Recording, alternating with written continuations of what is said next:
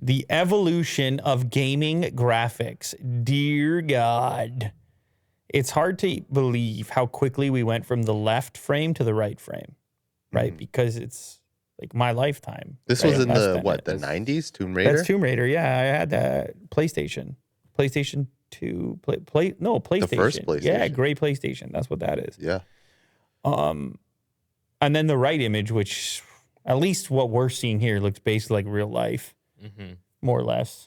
It looks better on that display than the one Mo's looking at. I guess the more blown up it gets, the resolution becomes an issue, but you can tell what you're working with graphics wise. You're talking about like the little fuzz that a person has on their cheek. Yeah. So picking up the light. What was it? Subsurface scattering here in the ear. Easy, Will. Willie, do. Very impressive. This Speaking of the hype technology. train. No, it's, listen, I think we all know where it goes. I think we all know we get to The eyes. like complete realism at some point.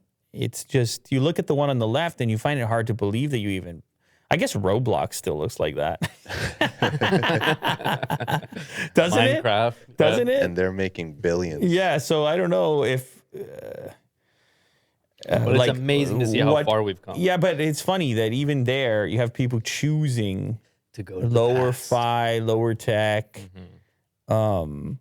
because other elements still seem to matter as well. It's not just the best looking game is not always the best game for whatever reason. But I do, from a technology perspective, for me, it's just interesting to see where the limit is, where the fringe is, and it's expanding. It's every day. pretty compelling stuff. Yeah, that's very, very realistic. Even in the eye, like the reflection of light in the eye there, like that's a great that. Apparently, Wow, in I this didn't even game, notice that.